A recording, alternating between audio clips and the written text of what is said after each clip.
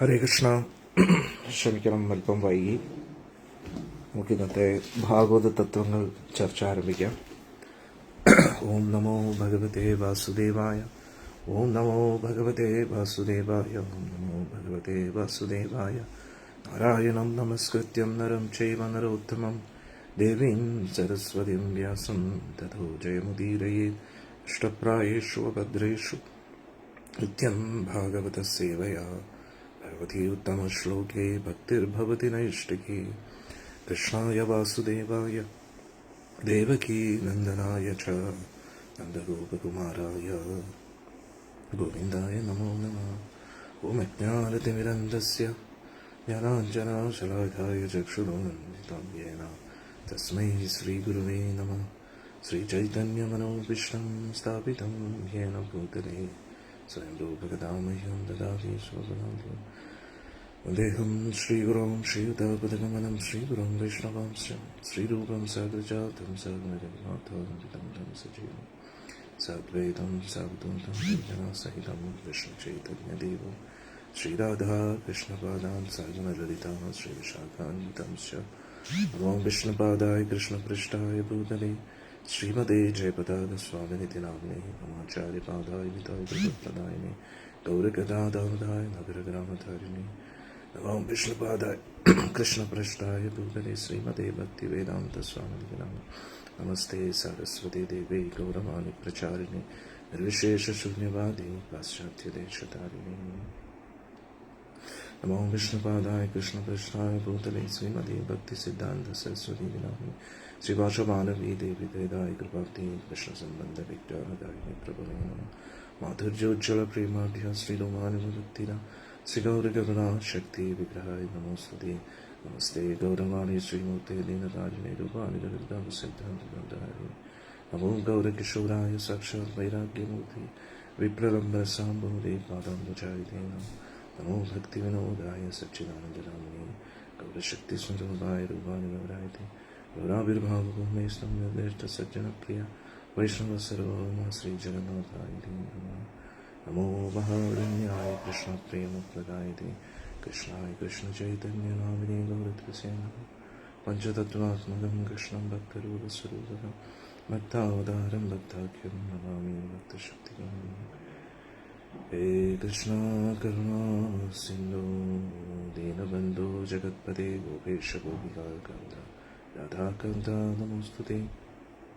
വേദാം സരതോ പങ്കോർമമന്ദമദേവഗതി വത്സരസപാദാംബോജോ രാധാമദനമോഹ ദിവ്യദ്വന്ദ്വാരണ്യകൽപദ്രുമദ ശ്രീമദ്രത്നാസിംഹാസനസ്ഥ ശ്രീമദ് രാധാ ശീലഗോവിന്ദദേവോ പൃഷ്ഠാലഭേ സേവ്യമാനോ സ്വയാമി. ശ്രീമന്ദാസരസാരംഭീ വംശീപടത്തരസ്ഥിത ഹർഷൻ വേണുസ്വനേ ഗോപിനാഥശ്രീസ്ഥ തപ്തകാഞ്ചന ഗൗരാംഗീ രാധേ വൃന്ദാവനേശ്വരി വൃഷഭാനുസ്വതേ ദേവി പ്രണമാമി ഹരിപ്രിയ. ജയ ശ്രീകൃഷ്ണ ചൈതന്യ പ്രഭോ നിത്യാനന്ദ ശ്രീ അദ്വൈത ഗദാധര ശ്രീവാസവി ഗൗരഭക്തവൃന്ദ. ഹരേ കൃഷ്ണ കൃഷ്ണ കൃഷ്ണ ഹരേ ഹരേ ഹരേ രാമ രാമ രാമ ഹരേ ഹരേ ഹരേ കൃഷ്ണ കൃഷ്ണ കൃഷ്ണ ഹരേ ഹരേ ഹരേ രാമ രാമ രാമ ഹരേ ഹരേ ഹരേ കൃഷ്ണ കൃഷ്ണ ഹരേ ഹരേ ഹരേ രാമ രാമ രാമ ഹരേ ഹരേ. മൂകം കരോതി വാചാലം ഭംഗം ലംഘയതി ഗിരിം യത്കൃപാദമഹം വന്ദേ ശ്രീഗുരും പരമാനന്ദമാധവം ശ്രീചൈതന്യമീശ്വരം. ഹരേ ഓം തത്സത്. ഹരേ കൃഷ്ണ. ഞാൻ കഴിഞ്ഞ 2 സത്സംഗങ്ങളിൽ പറഞ്ഞതുപോലെ ഭാഗവത തത്വം വളരെ ഇമ്പോർട്ടൻ്റ് ആണ്. ഈ പ്രപഞ്ചം പ്രവർത്തിക്കുന്നത് ഒരു നിയമമനുസരിച്ചാണ്. ആ നിയമങ്ങളെ പഠിക്കുക, അതിനനുസരിച്ച് നമ്മുടെ ജീവിതത്തെ ചിട്ടപ്പെടുത്തിയെടുക്കുക എന്നതാണ് മനുഷ്യജന്മത്തിൻ്റെ ലക്ഷ്യം. നമ്മളൊരു നായയെ നോക്കിക്കഴിഞ്ഞാൽ നമ്മൾ ഒരു മൃഗത്തെയും അപമാനിക്കുകയോ അധിക്ഷേപിക്കുകയോ ചെയ്യുന്നതല്ല. ഒരു നായയോ മറ്റു മൃഗങ്ങളെയോ നോക്കിക്കഴിഞ്ഞാൽ അവരൊരിക്കലും നിയമങ്ങൾ പാലിക്കണമെന്ന് നിർബന്ധമില്ല. അവർക്ക് അവരുടേതായിട്ടുള്ള നിയമങ്ങളുണ്ട്, അത് അവർ പാലിക്കാറുണ്ട്. അത് ഓട്ടോമാറ്റിക്കലി അവരുടെ ഇൻസ്റ്റിങ്ക്റ്റ് അനുസരിച്ച്. പക്ഷെ എന്നിരുന്നാലും മനുഷ്യർ ഇത്രയും വിപുലീകരിച്ച് നമുക്ക് വലിയൊരു ജുഡീഷ്യറി തന്നെയുണ്ട്, അല്ലേ? മനുഷ്യരെന്ത് ചെയ്യണം, എന്ത് ചെയ്യാൻ പാടില്ല, നമ്മുടെ ഇന്ത്യൻ ഗവൺമെൻറ്റിൻ്റെ കോൺസ്റ്റിറ്റ്യൂഷൻ അനുസരിച്ചുള്ള ഭരണഘടനയനുസരിച്ചുള്ള നിയമനിബന്ധനകളിൽ നമ്മൾ ബന്ധിതരാണ്. അതേപോലെ ഈ പ്രപഞ്ചത്തിൽ ഒരു നിയമമുണ്ട്. ആ നിയമത്തെ മനസ്സിലാക്കി വേണം നമ്മൾ ജീവിക്കാൻ. നമ്മൾ ഏത് മതക്കാരനാണെങ്കിലും ഈശ്വരനിൽ വിശ്വസിക്കുന്നുണ്ടെങ്കിലും ഇല്ലെങ്കിലും നമ്മൾ ഇന്ത്യൻ ഭരണഘടനയുടെ മാത്രം നിയമം പാലിക്കുകയും നമ്മൾ ഈ പ്രപഞ്ചത്തിൽ നടക്കുന്ന ആ നിയമത്തെ മനസ്സിലാക്കാൻ ശ്രമിച്ചില്ല എങ്കിൽ നമ്മുടെ ജീവിതത്തിൽ ഒരിക്കലും സമാധാനവും സന്തോഷവും ലഭിക്കത്തില്ല. ഇപ്പോൾ നമ്മുടെ ജീവിതം ഇങ്ങനെ ആയത് അതാണ് മെയിൻ കാരണം. അത് ശാരീരിക അസ്വസ്ഥതയാണെങ്കിലും മനസ്സിൻ്റെ സമാധാനക്കേടാണെങ്കിലും അല്ലെങ്കിൽ നമ്മൾ നമ്മുടെ കഴിവിൻ്റെ പരമാവധി ഓരോ കാര്യത്തിന് വേണ്ടി ശ്രമിച്ചിട്ടും അത് നടക്കാതെ വരുന്നതുമെല്ലാം ഈ പ്രപഞ്ചത്തിൻ്റെ നിയമത്തെ മനസ്സിലാക്കാതെ നമ്മുടെ സ്വന്തം ഇഷ്ടം അനുസരിച്ച് പ്രവർത്തിക്കുന്നതുകൊണ്ടാണ് നമുക്ക് എങ്ങും റിസൾട്ട് കിട്ടാത്തത്. പക്ഷെ ഈ പ്രപഞ്ചത്തിൻ്റെ നിയമം മനസ്സിലാക്കി നമ്മുടെ ജീവിതത്തെ അതിനനുസരിച്ച് ചിട്ടപ്പെടുത്തി എടുക്കുകയാണെങ്കിൽ നമ്മൾ ആഗ്രഹിക്കുന്ന എല്ലാ കാര്യങ്ങളും നടക്കും. സത്യമായിട്ടുള്ളൊരു കാര്യമാണ്. പക്ഷേ നമ്മളിത് മനസ്സിലാക്കാൻ ശ്രമിക്കാറില്ല. ഈ പ്രപഞ്ചത്തെ 2 രീതിയിൽ നമുക്ക് ജീവിക്കാൻ കഴിയും. ഞാൻ പറഞ്ഞു, വൈദിക വിധി, ഭാഗവത വിധി. അതായത് വേദങ്ങളിൽ അനുസരിച്ച് ഉള്ള ജീവിതം, ഭാഗവത വിധി, ഭാഗവതം അനുസരിച്ചുള്ള ജീവിതം. ഭാഗവതം അനുസരിച്ച് ജീവിക്കുന്നവരെയാണ് ഭാഗവതർ എന്ന് പറയുന്നത്. അല്ലാതെ പ്രഭാഷണം എടുക്കുന്നവരോ ഭഗവാന്റെ പാട്ടുകൾ പാടുന്നവരോ അല്ല. ഭാഗവതം മനസ്സിലാക്കി അതിനനുസരിച്ച് ജീവിക്കുന്നവരെയാണ് ഭാഗവതർ എന്ന് പറയുന്നത്. ഭാഗവതർ എന്ന് പറഞ്ഞാൽ ഭക്തർ. ഭക്തർ എന്ന വാക്കിന്റെ ഒരു പര്യായ പദമാണ് ഭാഗവതർ എന്ന് പറയുന്നത്. അന്നേരം ഭക്തർ എന്ന് പറഞ്ഞാൽ ഭാഗവതം പഠിച്ചവർ, ഭാഗവതം അനുസരിച്ച് ജീവിക്കുന്നവർ. അപ്പോൾ ഭക്തി എന്ന് പറഞ്ഞു കഴിഞ്ഞാൽ അത് ഭഗവാനോടുള്ള സ്നേഹം, ജീവിതത്തിൽ ആ സ്നേഹത്തിനനുസരിച്ച് എങ്ങനെ ജീവിക്കുന്നു, അത്രയ്ക്ക് ഒരു ഡീപ്പ് സയൻസ് ആണ് ഭാഗവത ധർമ്മം എന്ന് പറയുന്നത്. അപ്പോൾ എല്ലാ ദിവസവും 6 മണി മുതൽ 7 മണി വരെ ഉള്ള ഈ സത്സംഗത്തിലൂടെ നിങ്ങളുടെ ജീവിതത്തിൽ നിങ്ങളുടെ കണ്ണുകൾ തുറപ്പിക്കുന്ന ഒരുപാട് ഡീപ്പായിട്ടുള്ള തത്വങ്ങൾ നമ്മൾ ചർച്ച ചെയ്യുമായിരിക്കും. അതുകൊണ്ട് നമ്മൾ കഴിഞ്ഞ കുറേ വർഷങ്ങളായിട്ട് ഈ സത്സംഗമൊക്കെ കേൾക്കുന്നു. എന്നാലും ഇതുവരെ കേൾക്കാത്ത പുതിയ കാര്യങ്ങളും, ഇനി ഇതുവരെയും ഭാഗവതം കേട്ടു പക്ഷെ ഈ സത്സംഗത്തിൽ ഒരിക്കൽ വന്നില്ല, അവർക്കും എളുപ്പത്തിൽ മനസ്സിലാക്കാൻ കഴിയും. ഇനി ഭാഗവതം വർഷങ്ങളായിട്ട് കേട്ടു എന്നിട്ടും ഒന്നും മനസ്സിലായില്ല, അവർക്കും ഈ സത്സംഗം വളരെ ഉപയോഗപ്രദമായിരിക്കും. ഇനി ഭാഗവതത്തെക്കുറിച്ച് ABCD അറിയത്തില്ല, എന്നാലും അവർക്ക് ഉപയോഗപ്രദമായിരിക്കും. സോ ഒറ്റ മൂല്യമാണ് എല്ലാ ദിവസവും 6 മണി മുതൽ 7 മണി വരെയുള്ള. അതായത് എല്ലാ ദിവസവും നമ്മളൊരു എനർജി ഡ്രിങ്ക് എന്ന് പറയുന്ന പോലെ, അല്ലെങ്കിൽ നമ്മുടെ ഉള്ളിലെ ഒരു മൊബൈൽ ചാർജ് ചെയ്യുന്ന പോലെ നമ്മൾ എല്ലാ ദിവസവും ഈ ഭാഗവതത്തിന്റെ ഡോസ് കഴിക്കുക. ഈ ഭാഗവതത്തിന്റെ ഡോസ് അകത്തോട്ട് ചെല്ലുമ്പോൾ അന്നത്തെ ദിവസം മംഗളകരമായിരിക്കും. ഈ ഭാഗവതത്തിന്റെ ഡോസും ഹരിനാമവും ഇത് രണ്ടും കൂടെ ആയിക്കഴിഞ്ഞാൽ അടിപൊളിയായി. ഇത് ഞാൻ പറയുന്നതുകൊണ്ടാണോ? അല്ല, ഗുരു പരമ്പര അനുസരിച്ച്, ആധികാരികമായിട്ടുള്ള ഗുരുശിഷ്യ പരമ്പര അനുസരിച്ച് നമ്മൾ സംസാരിക്കുന്നുണ്ട്. അതിൻ്റെതായിട്ടുള്ള ഒരു മഹാത്മ്യം നിങ്ങൾക്ക് അനുഭവിച്ചറിയാൻ കഴിയും. മനസ്സിലായില്ലേ? നമുക്ക് തുടങ്ങാം. ശ്രീ പ്രഭുപാദ്ജിക്ക് ജയ്, ഗുരു മഹാരാജ് ജയ്.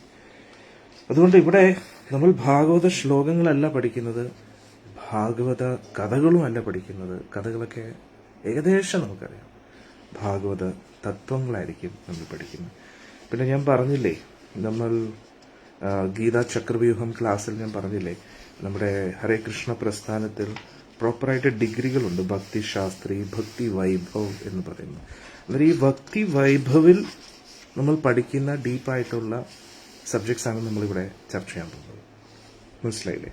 അന്നേരം ഭാഗവത്തെക്കുറിച്ചുള്ള പഠനമാണ് ആദ്യം, ഒരു സിസ്റ്റമാറ്റിക് സ്റ്റഡിയാണ് ഈ ഭക്തി വൈഭവ് എന്ന് പറയുന്നത്. ചൈതന്യ ചരിതാമൃതത്തെയാണ്, അതിന്റെ അടിസ്ഥാനത്തിലുള്ള പഠനത്തെയാണ് ഭക്തി വേദാന്ത എന്ന് പറയുന്നത്. അപ്പോൾ ഗീതാ ചക്രവ്യൂഹത്തിലെ നമ്മൾ 18 അധ്യായങ്ങൾ നമ്മൾ പഠിച്ചു. അത് വളരെ ആ ഭക്തിശാസ്ത്രിയുടെ ചെറിയൊരു ക്യാപ്സ്യൂൾ ഫോമാണ്. അതേപോലെ നമ്മൾ ശ്രീമദ് ഭാഗവതവും ഒരു ക്യാപ്സ്യൂൾ ഫോമിൽ പഠിക്കാൻ ശ്രമിക്കുകയാണ്. 12 സ്കന്ധങ്ങൾ. ഓക്കെ, കഴിഞ്ഞ ക്ലാസ്സിൽ, ഇന്നലത്തെ ക്ലാസ്സിൽ നമ്മൾ പഠിച്ചു ആദ്യത്തെ സ്കന്ധവും. ശ്രീമദ് ഭാഗവത്തിൽ മൊത്തത്തിൽ 12 സ്കന്ധങ്ങളാണ് നമ്മൾ പഠിച്ചു, അല്ലേ? ആദ്യം മനസ്സിലാക്കേണ്ട ഒരു കാര്യം, ഭാഗവതം എന്ന് പറയുന്നത് ഒരു ഗ്രന്ഥം മാത്രമല്ല. ഭാഗവതം എന്ന് പറയുന്നത് ഈ 12 സ്കന്ധങ്ങൾ അടങ്ങിയ 300-ൽ പരം 335ഓളം അധ്യായങ്ങളുള്ള, അതിൽ മേൽ അധ്യായങ്ങളുള്ള ഒരു ഗ്രന്ഥം മാത്രമല്ല. ഉദാഹരണത്തിന് ഭഗവത്ഗീത പറയുമ്പോൾ ഭഗവാൻ പറയുന്നു, അർജുന, ഈ അറിവ് ഞാൻ വിവസ്വാനും പറഞ്ഞു കൊടുത്തിട്ടുണ്ട്, സൂര്യദേവനായ വിവസ്വാനും പറഞ്ഞു കൊടുത്തിട്ടുണ്ട്. അപ്പോൾ നമ്മൾ മനസ്സിലാക്കണം, ഭാഗവതവും കാലാതീതമാണ്, വേദങ്ങളും അതേപോലെ തന്നെ. പക്ഷെ വേദങ്ങളുടെ ഒരു പ്രശ്നം ഇന്നലെ ഞാൻ പറഞ്ഞതുപോലെ ഔപചാരികപരമായിട്ടുള്ള ഒരു സമീപനമാണ്. അതുകൊണ്ട് അതിലൂടെ ഭഗവാനെ പിടിക്കാൻ വളരെ ദുർലഭമാണ്, വലിയ ഡിഫിക്കൽട്ടാണ് വൈദിക വിധി അനുസരിച്ച്. അതുകൊണ്ടാണ് നിങ്ങൾ നോക്കിക്കഴിഞ്ഞാൽ, ഇന്നലെ ഒരു ഭക്തൻ ചോദിക്കുകയും ചെയ്തിരുന്നു, അതായത് വേദങ്ങൾ അനുസരിച്ച് യജ്ഞം ചെയ്യുന്നവരൊക്കെ അവരെന്തുകൊണ്ട് ഈ ഭഗവാനെ അംഗീകരിക്കുന്നില്ല? അത് ഭഗവാന്റെ പോരായ്മയല്ല, അവരുടെ പോരായ്മയാണ്. കാരണം അവർക്ക് വേദങ്ങൾ മനസ്സിലായിട്ടില്ല. അത് ഇപ്പോൾ വേദങ്ങൾ ഇവിടുന്നോ ബുക്കിന്റെ അടിസ്ഥാനത്തിൽ പഠിച്ചിട്ട്, അല്ലെങ്കിൽ പിന്നെ ഏതെങ്കിലും ഒരു ആചാര്യനിൽ നിന്ന് പഠിച്ചെങ്കിലും അത് ചുമ്മാ ഇങ്ങനെ തത്തമേ പൂച്ച എന്ന് പറയുന്ന പോലെ വായിച്ച് നമ്മൾ നാട്ടിലൊക്കെ നാരായണീയം ഭാഗവതം പാരായണം ചെയ്യുന്ന പോലെ വായിച്ച് മനസ്സിലാക്കിയ വ്യക്തികളാണ്. പക്ഷെ വേദങ്ങളുടെ ലക്ഷ്യം എന്താണെന്ന് അവർ മനസ്സിലാക്കിയില്ല ആധികാരികമായിട്ട്.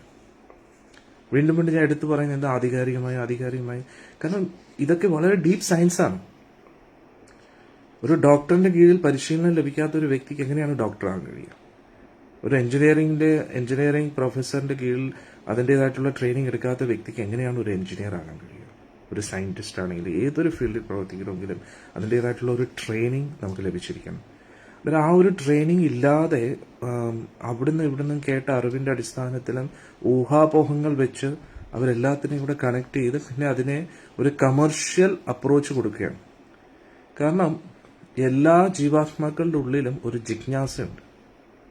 ആ ജിജ്ഞാസയെ ഇന്ന് ആൾക്കാർ വിറ്റ് കാശാക്കിക്കൊണ്ടിരിക്കുകയാണ്, മറ്റുള്ളവരുടെ ജിജ്ഞാസയെ ചൂഷണം ചെയ്തുകൊണ്ടിരിക്കുകയാണ്. അപ്പോൾ ഉദാഹരണത്തിന് ഒരു സിനിമ, ത്രില്ലർ സിനിമകളൊക്കെ ആകുമ്പോഴത്തേക്ക് അത് കണ്ടുകൊണ്ടിരിക്കുന്ന ഓഡിയൻസിന് ആ സിനിമയിൽ ഇങ്ങനെ അബ്സോർബ്ഡ് ആക്കി നിർത്താൻ പറ്റും. എങ്ങനെ? അതെന്തായിരിക്കും, ആരായിരിക്കും കൊലപാതകം ചെയ്തത്, ആരായിരിക്കും ഇത് ചെയ്തത്, എന്താണ് അവർ ഇങ്ങനെ ചെയ്തത്, അങ്ങനെ ഒരു സസ്പെൻസ് ത്രില്ലർ എന്ന് പറയുമ്പോഴത്തേക്ക് അങ്ങനെയായിരിക്കും അല്ലേ? വളരെ എക്സൈറ്റിംഗ് ആയിട്ട് ഇങ്ങനെ ആകാംക്ഷ. എന്നിട്ട് എല്ലാവരുടെ ഉള്ളിലും ഒരു ജിജ്ഞാസയുണ്ട്. ആ ജിജ്ഞാസയെ ചൂഷണം ചെയ്യാൻ ശ്രമിച്ചുകൊണ്ടിരിക്കുകയാണ് ഇന്നത്തെ മിക്ക സോഷ്യൽ മീഡിയയിലുള്ള ആൾക്കാർ.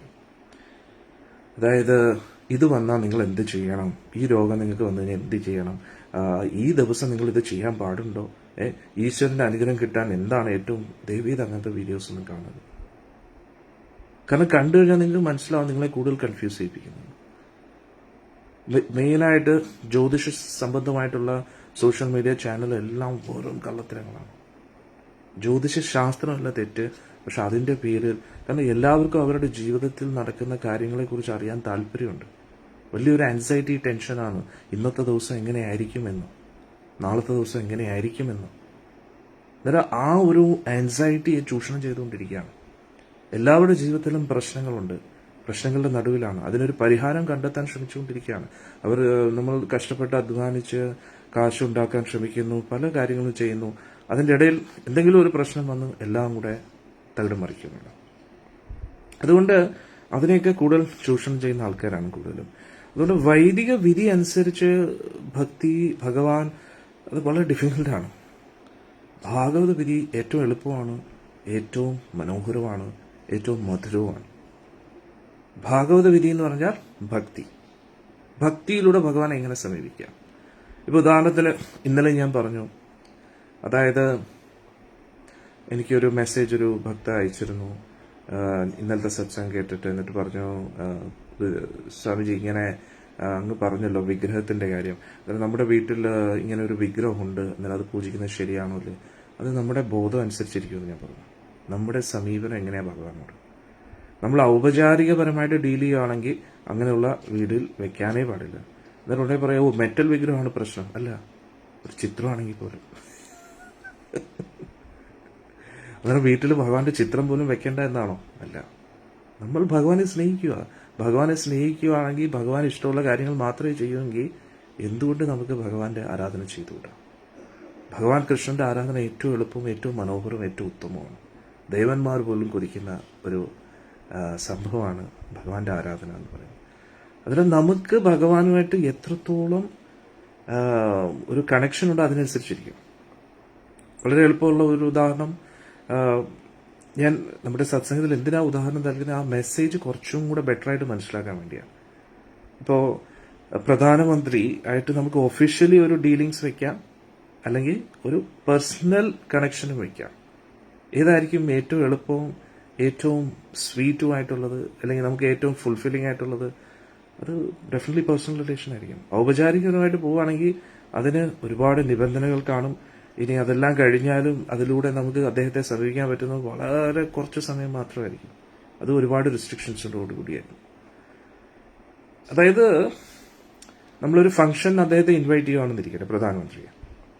അപ്പോൾ അതിന്റെ സെക്യൂരിറ്റി പ്രോട്ടോക്കോളും അതും ഇതുമൊക്കെ കുറേ പ്രശ്നങ്ങളായിരിക്കും. പക്ഷെ അതേ സമയത്ത് ആ വ്യക്തി സ്വയം നമ്മളെ കാണാൻ ആഗ്രഹിക്കുകയാണെങ്കിൽ നമുക്ക് അധികം ടെൻഷൻ അടിക്കേണ്ട ആവശ്യമില്ല. ആ വ്യക്തി തന്നെ എല്ലാം, അവരുടെ സെക്യൂരിറ്റി ടീംസ് തന്നെ എല്ലാം ചെയ്യും. അതാണ് അന്നേരം വൈദിക വിധി അനുസരിച്ച് നമ്മൾ, അതായത് ഈ തന്ത്രവിധി അനുസരിച്ച് പോകുന്നതൊന്നും തെറ്റാണെന്നല്ല ഞാൻ പറയുന്നത്, കറക്റ്റാണ്. പക്ഷേ അതിന് അതിൻ്റെതായിട്ടുള്ള കൺഫ്യൂഷൻസ് ഒരുപാടുണ്ട്. അത് ഇന്ന് സത്യം പറഞ്ഞ തന്ത്രവിധി പ്രോപ്പർലി ആരും ചെയ്യുന്നില്ല എന്ന് പറഞ്ഞു കഴിഞ്ഞാൽ നിങ്ങൾക്ക് ഷോക്കാവും. സത്യമായിട്ടുള്ളൊരു കാര്യമാണ്. തന്ത്രവിധി അനുസരിച്ച് പ്രോപ്പറായിട്ട് പൂജാതി കർമ്മങ്ങൾ ആരും ചെയ്യാറില്ല.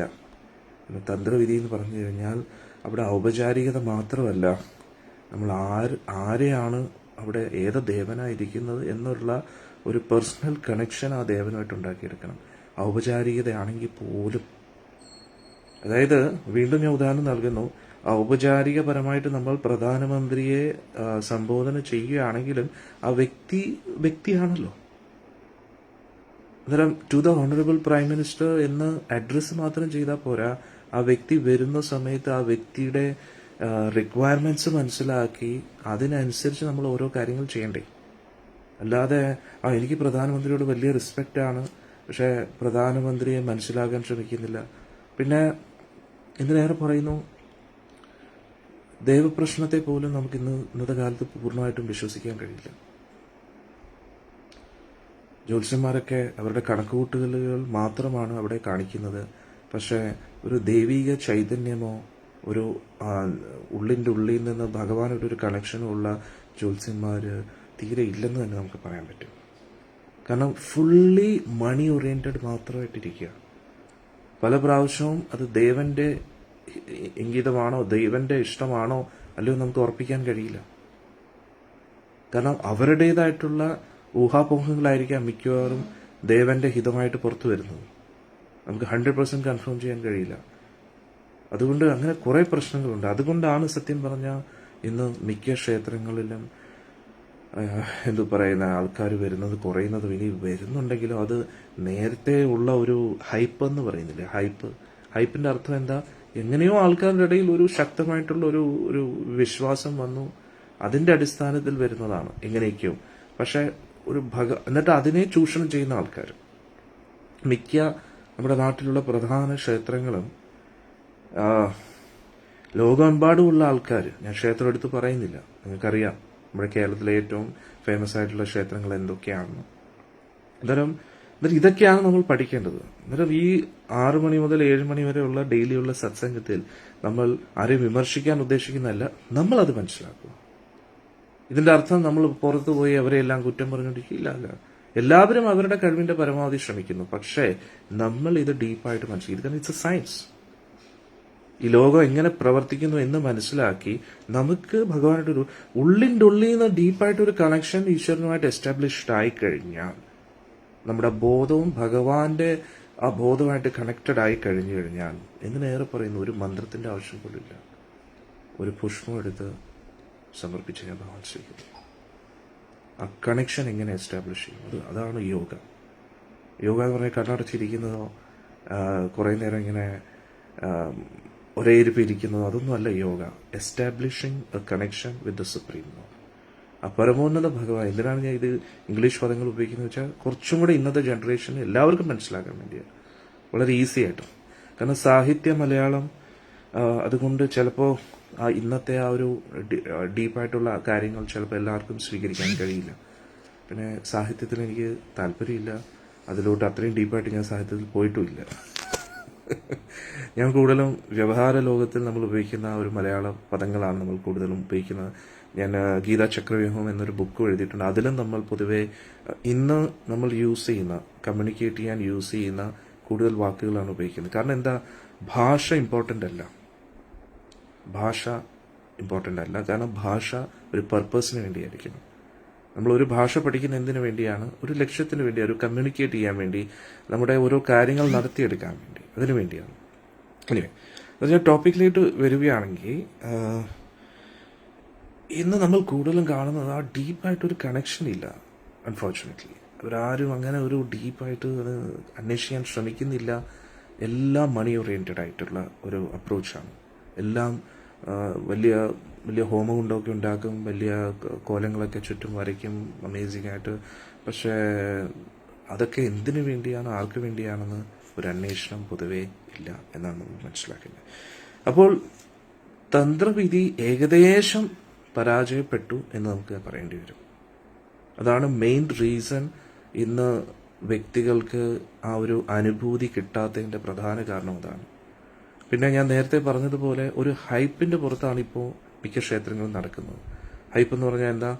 അതായത് ഈശ്വരന്റെ സാന്നിധ്യം ഇല്ലെന്നല്ല, പക്ഷെ ആ സാന്നിധ്യം ഉണ്ടെങ്കിലും അനുഭവിച്ചറിയാൻ തക്കവണ്ണം ആരും യോഗ്യരായിട്ടില്ല. കാരണം ആ ഒരു കോൺഷ്യസ്നെസ് ഇല്ല ഇന്ന്.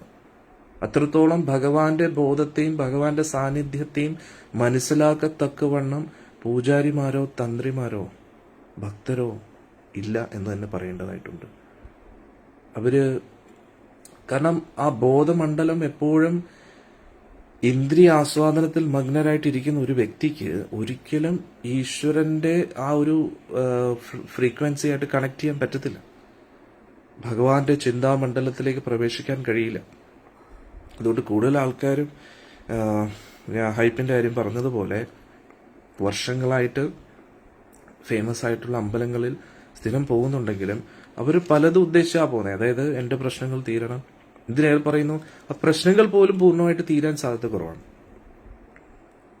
കാരണം നമ്മളൊരു പ്രശ്നം പരിഹരിക്കാൻ വേണ്ടി ഒരു വ്യക്തിയുടെ മുമ്പിൽ പോകുമ്പോൾ ആ വ്യക്തിയായിട്ട് അത് കമ്മ്യൂണിക്കേറ്റ് ചെയ്യണം, ആ വ്യക്തിയായിട്ടൊരു കണക്ഷൻ ഉണ്ടാക്കി അത് വ്യക്തിയെ ധരിപ്പിക്കണം. അല്ലാതെ നമ്മൾ ഒഫീഷ്യലി ആ വ്യക്തിയെ കണ്ടില്ല, ദൂരെ നിന്ന് കണ്ടു, എന്നിട്ട് ദൂരെ നിന്നാണെങ്കിൽ പോലും ഭഗവാന്റെ കാര്യത്തിൽ നമ്മൾ എവിടെ ഇരുന്ന് വേണമെങ്കിലും ഭഗവാനായിട്ട് കണക്ട് ആവും. പക്ഷെ ആ കണക്ഷൻ നമ്മൾ ഉണ്ടാക്കിയെടുക്കുന്നില്ല. ഇനി അതുകൂടാതെ അടുത്ത് നിന്ന് പൂജാതി കർമ്മങ്ങൾ ചെയ്യുന്ന വ്യക്തികൾക്ക് പോലും അദ്ദേഹമായിട്ടൊരു കണക്ഷൻ ഇല്ല. അങ്ങനെയുള്ള സ്ഥിതിക്ക് എങ്ങനെയാണ് അവിടെ ഒരു സൊല്യൂഷൻ എത്തുക? നമ്മൾ ഉദ്ദേശിച്ച കാര്യങ്ങൾ നടക്കണ്ടേ? Where is ashram in Guruvayur Guruji, please tell me correct place. Mataji, ഇത് പടിഞ്ഞാറേ നടയിലാണ്. പടിഞ്ഞാറേ നടയിൽ മുല്ലത്ര ദേവീക്ഷേത്രം. മുല്ലത്ര ദേവീക്ഷേത്രം കഴിഞ്ഞ് കുറച്ചും കൂടെ മുന്നോട്ട് പോകുമ്പോൾ ഗോലോകം ആശ്രമം. ഓക്കെ, ഇതിൽ നിങ്ങൾക്ക് കോൺടാക്ട് ചെയ്യാൻ വരാം. ഓക്കെ, നമ്മുടെ ഫേസ്ബുക്ക് പേജിൽ വാട്സപ്പ് നമ്പറുണ്ട്. Most welcome. അപ്പോൾ ഞാൻ നേരത്തെ പറഞ്ഞതുപോലെ നമ്മളിവിടെ ആരെയും കുറ്റം പറയാനോ വിമർശിക്കാനോ വേണ്ടിയല്ല. ഇന്ന് നടക്കുന്ന കാര്യങ്ങൾ ഭഗവാനെ മുൻനിർത്തി അടിയൻ പറഞ്ഞു എന്നേ ഉള്ളൂ. എൻ്റേതായിട്ടുള്ള ഊഹാപോഹങ്ങളല്ല ഇത്. ഞാൻ ഇതുവരെ പറഞ്ഞ കാര്യങ്ങൾ നിങ്ങളൊന്ന് ചിന്തിച്ചു നോക്കൂ. ഇതിൽ എന്തെങ്കിലും ലോജിക്ക് ഇല്ലാത്ത കാര്യം ഞാൻ എന്തെങ്കിലും പറഞ്ഞിട്ടുണ്ടോ? ഒരു ഭക്ത ചോദിക്കുന്നു, മാല ജപിക്കുമ്പോൾ മനസ്സിൽ എന്താണ് വിചാരിക്കേണ്ടത്? ഒന്നും വിചാരിക്കരുത്. സത്യം, മനസ്സ് ആ മന്ത്രത്തിൽ ഫോക്കസ് ചെയ്യുക. മനസ്സിൽ മന്ത്രത്തിൽ ഫോക്കസ് ചെയ്യുക. ആ ഹരേ കൃഷ്ണ കൃഷ്ണ കൃഷ്ണ ഹരേ ഹരേ രാം രാം രാം ഹരേ, അങ്ങനെ ഫോക്കസ് ചെയ്യാം കേട്ടോ. അന്നേരം ഞാൻ നേരത്തെ പറഞ്ഞ പോലെ ഈ ഒരു ഹൈപ്പിന്റെ പുറത്താണ് ഇന്ന് മിക്ക ക്ഷേത്രങ്ങളും നടക്കുന്നത്. ഇനി എനിക്ക് നല്ല വിഷമമുണ്ട്. കാരണം ഇത് പറയുമ്പോൾ പാവം എത്രയോ ഭക്തർ, അത് പണക്കാരാണെങ്കിലും പാവപ്പെട്ടവരാണെങ്കിലും, ഇത്രയും ദൂരത്തുനിന്ന് ഇത്രയും വലിയ ക്ഷേത്രങ്ങളിൽ, ഒരു ക്ഷേത്രം മാത്രമല്ല, കേരളത്തിൽ ഒരുപാട് ഫേമസ് ആയിട്ടുള്ള ഒരുപാട് ക്ഷേത്രങ്ങളുണ്ട്. അവിടെയൊക്കെ ഭക്തർ ഇത്രയും കഷ്ടപ്പെട്ട് വിഷമിച്ച് അവർ ഭഗവാനെ ഒന്ന് കാണാൻ വരികയാണ്. അന്നേരം അവിടെയുള്ള പുരോഹിതന്മാരുടെ ഉത്തരവാദിത്വമാണ് ഭഗവാൻ അതിനുവേണ്ടി തയ്യാറായിട്ട് നിൽക്കണം. ഭഗവാന്റെ ഇഷ്ടമല്ലാതൊന്നും അവിടെ നടക്കാൻ പാടില്ല. ഭഗവാന്റെ ആ ഒരു സേവനം കറക്റ്റായിട്ട് നടക്കുക. ആ സേവനം എന്ന് പറഞ്ഞാൽ മറ്റുള്ളവരെ ബോധ്യപ്പെടുത്താൻ വേണ്ടി മാത്രമല്ലല്ലോ. കാരണം നമ്മൾ മനസ്സിലാക്കേണ്ടത് ഗോഡ് ഈസ് എ പേഴ്സൺ. ഭഗവാൻ എന്ന് പറയുന്ന ഒരു വ്യക്തിയാണ്. നമ്മളെപ്പോലെ എന്ന് വേണമെങ്കിൽ പറയാം, പക്ഷെ നമ്മളെക്കാട്ടി ഒരുപാട് ശക്തനായിട്ടുള്ള ഒരു വ്യക്തിയാണ്. അദ്ദേഹത്തിന് കാണാൻ കഴിയും, അദ്ദേഹത്തിന് കേൾക്കാൻ കഴിയും, അദ്ദേഹത്തിന് ഫീലിങ്സ്, ഇമോഷൻസ് ഉണ്ട്. ഇത് ആരും മനസ്സിലാക്കുന്നില്ല.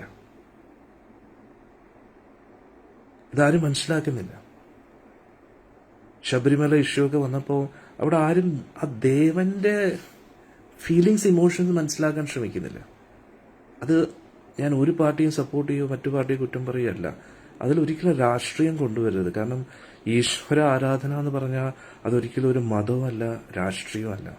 എല്ലാവരുടെയും അവകാശം, അധികാരമാണ് ഈശ്വര ആരാധന എന്ന് പറയുന്നത്. അതിനെ ഒരിക്കലും മറ്റൊരു മത്സരതയുടെ ഒരു മായം കലർത്താൻ ശ്രമിക്കരുത്. അതാണ് നമ്മൾ മനസ്സിലാക്കേണ്ടത്. അപ്പോൾ അന്നേരം ആ ക്ഷേത്രത്തിലുള്ള വ്യക്തികൾ, എത്രയും ദൂരത്തുനിന്നും പല വ്യക്തികളും ക്ഷേത്ര സന്ദർശനം നടത്താൻ വരുമ്പോൾ അവരിൽ നിന്നും എങ്ങനെ മാക്സിമം കാശ് എടുക്കാം എന്നൊരു ലക്ഷ്യമാണ് നമ്മുടേത് എങ്കിൽ അവിടെ ഭഗവാന്റെ സന്തോഷം എവിടെയാണ് കൺസിഡർ ചെയ്യപ്പെടുന്നത്? അതാണ് നമ്മൾ മനസ്സിലാക്കേണ്ടത്. ഇനി ഭഗവാന്റെ സേവനം ചെയ്യുന്ന മറ്റു വ്യക്തികൾക്ക് അറിയത്തില്ല എങ്കിലും അവിടെ പ്രധാനമായിട്ടുള്ള പുരോഹിതന്മാർക്കെങ്കിലും അത് മനസ്സിലാക്കണ്ടേ? അതിനല്ലേ ഏറ്റവും കൂടുതൽ ഇമ്പോർട്ടൻസ് കൊടുക്കേണ്ടത്. അതായത് ഒരു രാജ്യം ഭരിക്കുന്ന ചക്രവർത്തി, ആ ചക്രവർത്തിയുടെ ഇഷ്ടവും അനിഷ്ടവും അനുസരിച്ചല്ല ഓരോ തീരുമാനങ്ങൾ എടുക്കേണ്ടത്. അല്ലാതെ അന്നേരം ആ ഒരു ഡീപ്പ് കണക്ഷൻ ഇന്നും നിർഭാഗ്യവശാൽ ഇല്ല. അതാണ് സത്യം. ഇന്ന് ആ ഒരു കണക്ഷനെ മനസ്സിലാക്കത്തക്കവണ്ണം ഭക്തരും ഇല്ല. ഇനി അഥവാ ആരെങ്കിലും ഉണ്ടെങ്കിൽ തന്നെ അവർ പറയുന്ന ആര് സ്വീകരിക്കാനാണ്? അല്ലേ? ആര് സ്വീകരിക്കാനാണ്?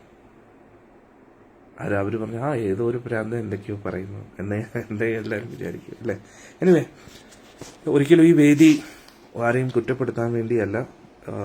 ഒന്നുമില്ലാത്തടത്ത് എന്തെങ്കിലും നടക്കട്ടെ എന്ന് വേണമെങ്കിൽ നമുക്ക് പറയാം. പക്ഷെ കുറച്ചും കൂടെ ബെറ്ററായിട്ട് നടത്തി കഴിഞ്ഞാൽ നന്നായിരിക്കും. അന്നേരം ഈ വൈദിക വിധിക്ക് ഒരുപാട് ഔപചാരികതയുണ്ട്. അതുകൊണ്ട് തന്നെ ആ ഔപചാരികത നല്ലതുമാണ്. പക്ഷെ അതേ സമയത്ത് ആ ഔപചാരികത തന്നെയാണ് അതിന്റെ ഏറ്റവും വലിയ പ്രശ്നം. ഔപചാരികത എന്ന് പറഞ്ഞാൽ ഞാൻ പറഞ്ഞില്ലേ, ഒഫീഷ്യലി ഭഗവാനെ അപ്രോച്ച് ചെയ്യുന്നത്. പക്ഷേ ഭാഗവത വിധിയുടെ മേന്മ എന്താണെന്നറിയാം? ആർക്കും തടയാൻ കഴിയില്ല. വൈദിക വിധി അനുസരിച്ച് നമുക്ക് ഭഗവാനെ അപ്രോച്ച് ചെയ്യാൻ വലിയ ബുദ്ധിമുട്ടാണ്. പക്ഷെ ഭാഗവത വിധിയോ പറയുമ്പോൾ തന്നെ എൻ്റെ മേൽ കോരിത്തരിക്കുന്നു. ആർക്കും തടയാൻ കഴിയില്ല. ഒരു തന്ത്രിക്കോ ഒരു പൂജാരിക്കോ ഒരു ദേവസ്വം ബോർഡുകാർക്കോ ആർക്കും ഈശ്വരനുമായിട്ടുള്ള നിങ്ങളുടെ ബന്ധത്തെ തടയാൻ കഴിയില്ല. അതുകൊണ്ട് ഭക്തരോട് ഞാൻ അഭ്യർത്ഥിക്കുന്നു, ഭാഗവത വിധി അനുസരിച്ച് മുന്നോട്ട് പോകും. ഭാഗവത വിധിയാണ് പൂന്താനം നമ്പൂതിരിപ്പാട് ഫോളോ ചെയ്തിരുന്നത്. കുറൂരമ്മയും ഭാഗവത വിധിയാണ് ഫോളോ ചെയ്തിരിക്കുന്നത്. ഭാഗവത വിധിയുടെ മേന്മ എന്ന് പറഞ്ഞു കഴിഞ്ഞാൽ സമയം നോക്കണ്ട, കാലം നോക്കണ്ട, ജാതി നോക്കണ്ട, കുലം നോക്കണ്ട, ഒരു റെസ്ട്രിക്ഷൻസും ഇല്ല. കാരണം അവിടെ ഭക്തി മാത്രമേ ഉള്ളൂ. പക്ഷേ ഇതിലും പോരായ്മയുണ്ട്. എവിടെയാ ഭക്തി അഭിനയിക്കുന്ന കുറെ ആൾക്കാർ. ഔപചാരികമായിട്ട് ഭഗവാനെ അപ്രോച്ച് ചെയ്യുമ്പോൾ ആ ഔപചാരികത തന്നെയാണ് ഏറ്റവും വലിയ തടസ്സമായിട്ട് മാറുന്നത്. അത് ശരിയായിട്ട് മനസ്സിലാക്കാൻ കഴിയില്ല. അതേപോലെ തന്നെ ഭക്തി ഭാഗവത വിധിക്കും, അത് ഭാഗവത വിധിയുടെ പോരായ്മയല്ല, ഭാഗവത വിധിയെ മനസ്സിലാക്കാതെ ഭഗവാനെ ഭാഗവത വിധിയിലൂടെ അപ്രോച്ച് ചെയ്യുന്നു എന്ന് അവകാശപ്പെടുന്ന വ്യക്തികൾ. അതായത് ഭാഗവത പാരായണം, ഭാഗവത പ്രഭാഷണം, സപ്താഹങ്ങൾ, ഇത് അല്ല ഭാഗവത വിധി. ഭാഗവത വിധി എന്ന് പറഞ്ഞാൽ ഭാഗവതത്തിന്റെ അടിസ്ഥാനത്തിൽ ചിന്തിക്കുക, ഭാഗവതത്തിന്റെ അടിസ്ഥാനത്തിൽ സംസാരിക്കുക, ഭാഗവതത്തിന്റെ അടിസ്ഥാനത്തിൽ ആ വിഷയങ്ങളെ മാത്രം കേൾക്കുക. നമ്മുടെ ബോഡി കംപ്ലീറ്റ്ലി ഭഗവാനുമായിട്ട് സറണ്ടർ ചെയ്യിപ്പിക്കുക. കണ്ണുകൊണ്ട് ഭഗവാൻ ഇഷ്ടമല്ലാത്തൊന്നും കാണരുത്. ചെവി കൊണ്ട് ഭഗവാൻ ഇഷ്ടമില്ലാതൊന്നും കേൾക്കരുത്. സംസാരിക്കുന്ന എല്ലാം ഭഗവാന്റെ ഇഷ്ടമുള്ള കാര്യങ്ങളായിരിക്കണം, ഭഗവാനോട് ബന്ധപ്പെട്ട കാര്യങ്ങളായിരിക്കും, ചിന്തിക്കുന്നതും അങ്ങനെ തന്നെ. അപ്പോൾ എന്തായിരിക്കും, നമ്മുടെ ബോഡി കംപ്ലീറ്റ്ലി ഈശ്വര സമർപ്പിതമാകും. നമ്മുടെ കോൺഷ്യസ്നെസ്, ബോധം കൃഷ്ണനുമായിട്ട് കണക്റ്റഡ് ആവും. ആ ഒരു അനുഭൂതി ഉണ്ടല്ലോ, ഹരേ കൃഷ്ണ, അതൊരു ഇന്നത്തെ ഭാഷയിൽ പറഞ്ഞ അതൊരു ഒന്നൊന്നര അനുഭൂതിയാണ്. ഒരു വല്ലാത്തൊരു ലഹരിയാണത്. ആ ലഹരി എന്ന് പറഞ്ഞു കഴിഞ്ഞാൽ നമുക്ക് ഈ ലോകം മുഴുവൻ എതിർത്ത് നിന്നാലും നമുക്ക് എന്തു പറയുന്നേ, ആ ഒരു ബ്ലിസ് നമുക്ക് അനുഭവപ്പെടുന്നതിനാൽ നമുക്ക് അതൊന്നും ഒരു വിഷയമായി മാറത്തില്ല. രോഗം ഒരു വിഷയമായി മാറത്തില്ല. വീട്ടിലെ പ്രശ്നങ്ങൾ, ജീവിത പ്രശ്നങ്ങൾ, തടസ്സം, ഒരു സക്സസ്, ഫെയിലിയർ, ഇതിനെല്ലാം നമുക്ക് മറികടക്കാൻ പറ്റും ഭാഗവത ഗീതയിലൂടെ. പ്രത്യേകിച്ച് ഈ കലിയുഗത്തിൽ ഇത്രയും ദോഷങ്ങളുണ്ട്. ഭാഗവത വിധിയിലൂടെ മാത്രമേ നമുക്ക് രക്ഷ നേടാൻ കഴിയൂ. ഭാഗവത വിധി ഇല്ല എങ്കിൽ നമുക്ക് കൺഫ്യൂഷനാണ്. കിണ്ടി തെക്കോട്ട് വയ്ക്കണോ, കിഴക്കോട്ട് വയ്ക്കണോ, പടിഞ്ഞാറോട്ട്, കിണ്ടി ഏത് ആംഗിളിൽ പൊക്കി വയ്ക്കണം, ഏത് ആംഗിളിൽ താഴോട്ട് വയ്ക്കണം, ഏത് ദിശയിൽ വയ്ക്കണം. ഭാഗവത വിധിയാണെങ്കിൽ ദിശ, ദിക്ക്, ജ്യോതിഷശാസ്ത്രം ഒന്നുകൂടി ഭാഗവതം. എൻ്റെ അടുത്ത് അതൊക്കെ തെറ്റാണെന്നാണോ? അല്ല, തെറ്റല്ല, സത്യമാണ്. പക്ഷെ അതിന്റെ ലക്ഷ്യം എന്താണെന്ന് മനസ്സിലാക്കാതെ അതിന്റെ പേരിൽ ആൾക്കാരെ ചൂഷണം ചെയ്യുന്ന ആൾക്കാരാണ് കൂടുതൽ. അതുകൊണ്ട് നമ്മൾ എന്ത് ചെയ്യുക, ഒരു വ്യക്തിയുടെ അജ്ഞതയാണ് മറ്റൊരാളുടെ വിജയം എന്ന് പറയുന്നത് പോലെ നിങ്ങൾ ഉണരുക ഭാഗവത്തിലൂടെ. വേദങ്ങളും ശാസ്ത്രങ്ങളും ഒക്കെ നല്ലതാണ്, പക്ഷെ വേദശാസ്ത്രങ്ങളുടെ പരിപക്വമായിട്ടുള്ള ഫലം ശ്രീമദ് ഭാഗവതം. അപ്പോൾ നമ്മൾ വേദശാസ്ത്രങ്ങൾ, വൈദിക വിധി അനുസരിച്ച് പോകുന്നത് ഒരു മരത്തിന്റെ വേരുകളെ കടിക്കുന്നത് പോലെയാണ്. മരത്തിന്റെ വേരുകൾ, ശാഖകൾ, ഇലകളെ കടിക്കുന്ന പോലെയാണ്. പക്ഷെ ആ മരത്തിന്റെ മഹത്വം ആ മരത്തിൽ വരുന്ന പഴമാണ്. ആ പഴത്തെ രുചിക്കൂ, അതാണ് ഭാഗവത വിധി. ഒരു മാവ് എന്ന് പറയുമ്പോൾ അതില് മാവെന്ന് പറഞ്ഞാൽ നമ്മൾ ഇത്രയും ഇഷ്ടപ്പെടുന്ന എന്തുകൊണ്ടാണ്? കാരണം മാങ്ങയില്ലെങ്കിൽ പിന്നെ ആ മാവ് എന്താ പ്രയോജനം, അല്ലേ? ഇനി ശ്ലോകങ്ങൾ മാത്രം പാരായണം ചെയ്യുന്നു, ഭാഗവത്തെ ഇന്റലക്ച്വലി നോക്കുന്നു. അപ്പോൾ നമ്മൾ എന്താ ചെയ്യുന്നതെന്നറിയാം? നമ്മൾ ആ മാങ്ങയുടെ തൊലി നക്കിക്കൊണ്ടിരിക്കുന്നു. അതിലൊരു രുചിയുണ്ട്, പക്ഷെ അത്രത്തോളം ഇല്ല.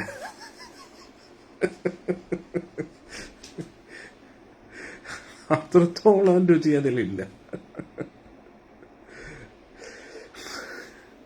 ഇനി ഭക്തിയുടെ അഭിനയം നടത്തുന്ന ആൾക്കാർ എന്ന് പറഞ്ഞ,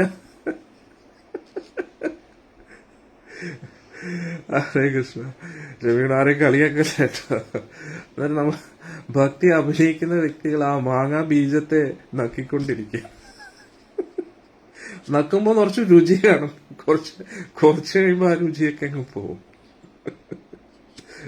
പക്ഷേ ഹരേ കൃഷ്ണ, വേദത്തിനുള്ളിലെ തത്വം എന്താണ് സ്വാമി? ഇന്നലെ മുഴുവൻ വിശദമായിട്ട് പറഞ്ഞില്ലേ സ്വാമിജി? എല്ലാം വളരെ വ്യക്തമായിട്ട് പറഞ്ഞില്ലേ? സംബന്ധ, അഭിധേയ, പ്രയോജനം. ഇന്നത്തെ ക്ലാസ് ഒന്നും കൂടെ കേൾക്കും കേട്ടോ. അപ്പോ വേദങ്ങൾ എന്ന് പറഞ്ഞാൽ വൃക്ഷം, ആ വൃക്ഷത്തിന്റെ റിസൾട്ട് എന്ന് പറഞ്ഞാൽ പഴം. അതേപോലെ വേദങ്ങളായാലും ഉപനിഷത്തുകളാണെങ്കിലും ഇതെല്ലാം വൃക്ഷങ്ങളുടെ ശാഖകളോ ഒത്തുക്കെയാണ്. പക്ഷെ ഇത് അൾട്ടിമേറ്റ്ലി എന്തിനു വേണ്ടിയായിരിക്കണം? ആ പഴത്തിന് വേണ്ടിയാണ്. കൃഷ്ണൻ, ഭഗവാൻ കൃഷ്ണനാണ് ആ പഴം. അന്നേരം ഭഗവാൻ കൃഷ്ണൻ ഇല്ലാതെ ഭാഗവതം ഇല്ല, കൃഷ്ണനില്ലാതെ ഭാഗവതം ഇല്ല. ഭാഗവതം എന്ന് പറഞ്ഞാൽ ഭഗവാൻ കൃഷ്ണൻ, ഭഗവാൻ കൃഷ്ണനാണ് ആ പഴം. പക്ഷെ നമ്മൾ ഭാഗവത്തെയും ഇന്റലക്ച്വലി ഇൻ ദ സെൻസ് അതായത് ബുദ്ധിപരമായിട്ട് എത്ര സ്കന്ധങ്ങൾ, എത്ര കഥകൾ, ശ്ലോകങ്ങൾ, ശ്ലോകങ്ങൾ കാണാപ്പാഠം പഠിക്കുന്നു, നല്ല ഈണത്തില് നല്ല ശ്രുതിയിൽ താളമൊക്കെ വെച്ചിട്ട് ആ ശ്ലോകങ്ങളെ ഉച്ചരിക്കുന്നു. ഇത് മാങ്ങാത്തൊലി നക്കുന്നത് പോലെയാണ്. ഇനി അതിൽ മാങ്ങാത്തൊലി നക്കുമ്പോ ഒരു രുചിയുണ്ട്, പക്ഷെ അത് കംപ്ലീറ്റ് അല്ല. ഇനി ഭക്തി അഭിനയിച്ച് കൃഷ്ണ കൃഷ്ണ ഗുരുവായൂരപ്പ എന്നൊക്കെ പറയുന്നു, പറച്ചില് കണ്ണീന്ന് കണ്ണീര് കൊണ്ടുവരുത്തുന്നു, ഉള്ളിൻ്റെ ഉള്ളിൽ നിന്ന് ഒരു ഒറിജിനൽ ഫീലിങ്സ് ഇല്ല. നമ്മൾ മനസ്സിലാക്കേണ്ടത്, ഫീലിങ്സ് ഒറിജിനൽ ആണെങ്കിൽ ആര് ചുറ്റും ഉണ്ടെങ്കിലും ഇല്ലെങ്കിലും അതേ ഫീലിങ്സ് ആയിരിക്കും. പക്ഷെ നമ്മുടെ ഫീലിങ്സ് അമ്പലത്തിൽ വരുമ്പോൾ മാത്രമേ ഉള്ളൂ, അല്ലേ? അതിൻ്റെ അർത്ഥം തീർച്ചയായിട്ടും അവിടെ ഭഗവാന്റെ സാന്നിധ്യം അത്രയ്ക്ക് സ്ട്രോങ് ആണ്. അതുകൊണ്ട് തീർച്ചയായിട്ടും ഒരു എഫക്റ്റ് ക്രിയേറ്റ് ചെയ്യും.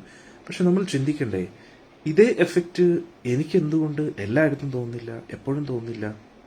അത് ചിന്തിക്കണ്ടേ? അതാണ് ചിന്തിക്കേണ്ടത്. വീട്ടിലിരിക്കുമ്പോഴും കൃഷ്ണനോട് എന്തുകൊണ്ട് ഈ ഫീലിങ്സ് ഉണ്ടാവുന്നില്ല? ഇതൊരു അമ്പലത്തിൽ വരുമ്പോൾ ഇത്രയും ഫീലിങ്സ് ജാഗ്രതമാവാൻ കാരണം നമ്മൾ പോലും അറിയാതെ നമ്മളൊരു ഉള്ളിൻ്റെ ഉള്ളിൽ നമ്മളൊരു ബഹുമാനം, ബഹുമതി ആഗ്രഹിക്കുന്നു. എല്ലാവരും എന്നെ ഭക്തനായിട്ട് അംഗീകരിക്കണം എന്ന ഒരു എൻജോയ്മെന്റ്, ഒരു ആസ്വാദനം അവിടെയുണ്ട്. മനസ്സിലാക്കുക, ഒന്നുകിൽ ഇന്ദ്രിയ ആസ്വാദനം, അല്ലെങ്കിൽ പിന്നെ ഇന്ദ്രിയ ആസ്വാദനം ലഭിക്കാത്തതിന്റെ ഫ്രസ്ട്രേഷൻ, അല്ലെങ്കിൽ പിന്നെ ബഹുമാനം, ബഹുമതി. ഇതെല്ലാം ഭക്തിക്ക് തടസ്സമാണ്. വളരെ ഇമ്പോർട്ടൻ്റ് ആയിട്ടുള്ള കാര്യമാണ് ഇത്. എൻ്റെ ഊഹാപോഹങ്ങളനുസരിച്ച് പറയുന്നതല്ല. നമുക്കൊരു രോഗമുണ്ടെങ്കിൽ ആ രോഗത്തെ മനസ്സിലാക്കി ട്രീറ്റ് ചെയ്യുകയാണെങ്കിൽ രോഗത്തിൽ നമുക്ക് രക്ഷപ്പെടാൻ കഴിയും. അതാണ് വേണ്ടുന്നത്. അന്നേരം നമ്മുടെ രോഗം മെയിൻലി ഒന്നുകിൽ നമ്മൾ ആസ്വാദനത്തിൻ്റെ പുറകിലാണ്. കാഴ്ചകൾ കാണാൻ ആഗ്രഹിക്കുന്നു, ശബ്ദങ്ങൾ കേൾക്കാൻ ആഗ്രഹിക്കുന്നു. അതായത് കേൾക്കണ്ട എന്നല്ല, നമ്മുടെ ഒരു ഒരു ഇപ്പൊ ഭക്ഷണം, നമ്മൾ രുചികരമായിട്ടുള്ള ഭക്ഷണം നാവിന്റെ തുമ്പത്ത് വയ്ക്കുമ്പോൾ നമുക്കൊരു ഒരു പ്രത്യേക ഫീലിങ്സ് കിട്ടുന്നില്ലേ? അതേപോലെ ഇന്ദ്രിയങ്ങളും ഇന്ദ്രിയ വിഷയങ്ങളുമായിട്ടുണ്ടാകുന്ന സമ്പർക്കത്താൽ ലഭിക്കുന്ന സുഖത്തെ അന്വേഷിച്ച് ഓരോ കാര്യങ്ങൾ ചെയ്തത്. ഒന്നുകിൽ നമ്മൾ അതിൽ പെട്ടുകിടക്കുകയാണ്, അല്ലെങ്കിൽ പിന്നെ പലതരത്തിലും ശ്രമിച്ചിട്ടും നമ്മുടെ ആഗ്രഹത്തിനനുസരിച്ച് ഇന്ദ്രിയങ്ങളും ഇന്ദ്രിയ വിഷയങ്ങളുമായിട്ട് ഒരു സുഖം അന്വേഷിച്ച് അതിനു വേണ്ടി കുറെ ശ്രമിച്ചിട്ടും നടക്കാത്തത് കൊണ്ട്, അല്ലെങ്കിൽ അതിനുവേണ്ടിയുള്ള അവസരങ്ങൾ ലഭിച്ചിട്ടും തൃപ്തി വരുന്നില്ല, നമ്മൾ ആഗ്രഹിക്കുന്ന പോലെ ആസ്വദിക്കാൻ കഴിയുന്നില്ല. ഇതിൽ ഫ്രസ്ട്രേറ്റഡ് ആയിട്ടിരിക്കുന്ന കുറച്ച് ആൾക്കാർ. പിന്നെ ഇതിൽ നിന്നും അടുത്ത വേറൊരു കാറ്റഗറി എന്ന് പറഞ്ഞാൽ ബഹുമാനം, ബഹുമതി. എന്നിട്ട് ഇതിൽ നിന്ന് മൂന്നിൽ നിന്ന് നമ്മൾ പുറത്തു വരണം. ഇത് മൂന്നും വലിയൊരു ട്രാപ്പാണ് ഒറിജിനൽ ഭക്തിക്ക്. നമ്മൾ ഒറിജിനൽ ഭക്തർ തന്നെയാണ് നമ്മൾ എല്ലാവരും. പക്ഷേ നമ്മളെ വഴിതെറ്റിക്കുന്ന നമ്മുടെ കുറേ കാര്യങ്ങളുണ്ട്. അതിൽ നിന്ന് നമ്മൾ മാറുക. അതിൽ നിന്ന് മാറിക്കഴിഞ്ഞാൽ നമ്മൾ ആ ഭാഗവത വിധിയുടെ രുചി ആസ്വദിക്കാൻ കഴിയും. അത് കിട്ടിയാൽ സൂപ്പറാണ്. പിന്നെ നമുക്കൊന്നും വേണ്ടേ, പിന്നെ ഒരു ടെൻഷനും കാണത്തില്ല. നമ്മൾ എവിടെ പോയാലും വളരെ ഹാപ്പിയും ബ്ലിസ്ഫുള്ളും ആയിരിക്കും. അതാണ് നമ്മൾ പ്രശ്നങ്ങൾ ഉണ്ടാവും, വഴക്കുകൾ, അല്ലെങ്കിൽ ചുറ്റുപാടും അപമാനിതരാകും, ദുഃഖിതരാകും, അതൊക്കെ ഉണ്ടാവും. പക്ഷെ അതൊന്നും ഉള്ളിലേക്ക് പ്രവേശിക്കത്തില്ല, ഉള്ളിലേക്ക് അതൊന്നും കയറിപ്പോകത്തില്ല. അത് പുറമേ തട്ടി ചിലപ്പോൾ നമ്മുടെ കണ്ണിൽ നിന്ന് കണ്ണീരും വരും, പക്ഷെ ഉള്ളിൻ്റെ ഉള്ളിൽ നിന്ന് ഒരു ബ്ലിസ് അനുഭവപ്പെടും. അതായത് നമ്മളൊരു വീട്ടിനകത്തിരിക്കുമ്പോൾ ചുറ്റുമുള്ള കാലാവസ്ഥ നല്ല ചൂടുള്ള കാലാവസ്ഥയാണെങ്കിൽ അകത്ത് എ സിയിലിരിക്കുകയാണെങ്കിൽ പുറത്തുനിന്നുള്ള ചൂട് ആ വീട്ടിൽ അഫക്റ്റ് ചെയ്യുന്നുണ്ട്, പക്ഷെ ഉള്ളിൽ എ സി ഉണ്ടായതുകൊണ്ട് ആ ചൂട് അകത്ത് അനുഭവപ്പെടത്തില്ല. അതേപോലെ നമ്മുടെ പുറത്തുള്ള പ്രശ്നങ്ങൾ ഒരിക്കലും ഉള്ളിലേക്ക് കയറത്തില്ല, കാരണം ഉള്ളിൽ നല്ല ഡീപ്പ് കണക്ഷനാണ്. പക്ഷെ ഇപ്പോഴെന്താ, ചെറിയ ചെറിയ പ്രശ്നങ്ങൾ പോലും നമ്മളെ വളരെയധികം ഡിസ്റ്റർബ് ചെയ്യുകയാണ്, വളരെ ഈസി ആയിട്ട്. അതാണ് അന്നേരം ഞാൻ പറയുന്നത് മനസ്സിലാക്കുക. ഇതൊരിക്കലും നമ്മുടെ ഫേസ്ബുക്ക് ഫോളോവേഴ്സിനെ കൂട്ടാൻ വേണ്ടി, അല്ലെങ്കിൽ വെറുതെ എന്തോ വലിയ സംഭവമാണെന്ന് പറഞ്ഞ് എന്തെങ്കിലും ഒരു ടോക്ക് ഷോ നടത്തുന്നതൊന്നുമല്ല. It's a deep science. ഇത് നിങ്ങളൊന്ന് ആചരിച്ചു നോക്കൂ. ഇതിൽ 1% നിങ്ങളുടെ ജീവിതത്തിൽ ആചരിക്കുകയാണെങ്കിൽ അത്രയും അമേസിങ് എക്സ്പീരിയൻസ് നിങ്ങളുടെ ലൈഫിൽ ഉണ്ടാവുന്നില്ല. പരമാർത്ഥമായിട്ടുള്ളൊരു കാര്യം അതാണ് ഭാഗവത വിധിയുടെ മേന്മ. പക്ഷെ ഞാൻ നേരത്തെ പറഞ്ഞ പോലെ ഭാഗവത വിധിയിലേക്ക് എത്തുമ്പോഴും ആൾക്കാർ ഡീവിയേറ്റഡ് ആവാറുണ്ട്. ഒന്നുകിൽ ആ വേരുകളിലും ശാഖകളിലും സ്റ്റക്കായിരിക്കുന്നു, പക്ഷെ അതിൽ രുചിയില്ലേ. നമ്മൾ മരത്തെ ഇഷ്ടപ്പെടുന്നു, മരം ഇഷ്ടപ്പെടണം, പക്ഷേ ആ മരങ്ങളുടെ ആ മരത്തിന്റെ മെയിൻ റിസൾട്ട് എന്താണ്? ആ പഴമാണ്. ആ പഴത്തിലേക്ക് നമ്മൾ എത്തിയില്ല എങ്കിൽ ആ മരം ഉണ്ടായിട്ട് എന്താ പ്രയോജനം? പഴം നമ്മൾ സ്വീകരിക്കുന്നില്ല, രുചിക്കുന്നില്ല എങ്കിൽ ആ മരത്തിന്റെ അർത്ഥം എന്താണ്? അതുകൊണ്ട് ഭാഗവതത്തെ നമ്മൾ ആ ഇന്റലക്ച്വൽ രീതിയിൽ മാത്രം അപ്രോച്ച് ചെയ്യുന്നു. ആ ശ്ലോകങ്ങൾ കാണാപ്പാഠം പഠിക്കുന്നു. അത് തെറ്റാണെന്നല്ല കേട്ടോ, സത്യം, നല്ലതാണ്, നല്ല കാര്യങ്ങളാണ്. അല്ലെങ്കിൽ ഭാഗവതത്തിൽ എന്തൊക്കെയാ കഥകളാണ് ചർച്ച ചെയ്യുന്നത് എന്ന് മാത്രം നമ്മൾ ഇന്റലക്ച്വലി മാത്രം അതിനെ കാണാപ്പാഠം പഠിച്ച് നമുക്ക് അറിയാമെന്ന് മറ്റുള്ളവരെ കാണിക്കാൻ വേണ്ടി ഉപയോഗിക്കുന്നു. അത് ഞാൻ നേരത്തെ പറഞ്ഞ പോലെ മാങ്ങയുടെ തൊലി നക്കുന്ന പോലെയാണ്. ചെറിയ എന്തോ ഒരു ആസ്വാദനമുണ്ട്, ബട്ട് ഇറ്റ്സ് നോട്ട് കംപ്ലീറ്റ്. ഇനി ഭക്തിന്ന് ഡീവിയേറ്റ് ആയിട്ട് കൃഷ്ണനുമായിട്ട് നമുക്ക് ഒരു എസ്റ്റാബ്ലിഷ്മെന്റ്, വളരെ ഡീപ്പായിട്ടൊരു റിലേഷൻ ഉണ്ടെന്ന് മറ്റുള്ളവരെ ധരിപ്പിച്ച് അതിലൂടെ ബഹുമാനവും ബഹുമതിയും ആഗ്രഹിക്കുവാണെങ്കിൽ നമ്മൾ മാങ്ങാണ്ടി നക്കുന്നത് പറയാണ്. അന്നേരം മാങ്ങാണ്ടി എല്ലാവർക്കും ഇഷ്ടമാണ്. പക്ഷേ ആ മാങ്ങാണ്ടിയുടെ രുചിയും വരുന്നത് എന്തുകൊണ്ടാണ്? മാങ്ങ അതിലുണ്ടായതുകൊണ്ടാണ്. കുറച്ചെങ്കിലും പൂർണ്ണമായിട്ടും അതിലെ ആ മാങ്ങാണ്ടിയിൽ നിന്നും ആ മാങ്ങ മൊത്തത്തിൽ പോയി കഴിഞ്ഞാൽ പിന്നെ ആ മാങ്ങാണ്ടി ആർക്കും താല്പര്യം കാണത്തില്ല, അല്ലേ? ഇതേപോലെയാണ് ഭക്തി എന്ന് പറയുന്നത്. അന്നേരം ഭക്തി ഭാഗവതത്തിന്റെ പ്രധാന വിഷയം എന്ന് പറയുന്നത് ശ്രീകൃഷ്ണൻ. ഭഗവാൻ കൃഷ്ണനിലാണ് നമ്മൾ ഫോക്കസ് ചെയ്യേണ്ടത്.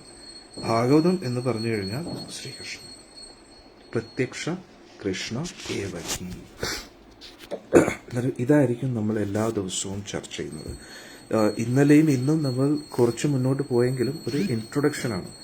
എന്തുകൊണ്ടാണ് ഈ ചർച്ച വളരെ ഇമ്പോർട്ടന്റ്? ഞാൻ തുടക്കത്തിൽ പറഞ്ഞതുപോലെ നമ്മൾ മനുഷ്യരിൽ നിന്നും എക്സ്പെക്റ്റഡ് ആണ് we should know how this world is working. ഈ ലോകം എങ്ങനെയാണ് പ്രവർത്തിക്കുന്നത് എന്ന് നമ്മൾ മനസ്സിലാക്കണം. അത് വൈദിക വിധിയിലൂടെ മനസ്സിലാക്കാം, ഭാഗവത വിധിയിലൂടെ മനസ്സിലാക്കാം. വൈദിക വിധി എന്ന് പറഞ്ഞാൽ വേറൊരു ബ്രാഞ്ചാണ്, വേറൊരു അപ്രോച്ചാണ്.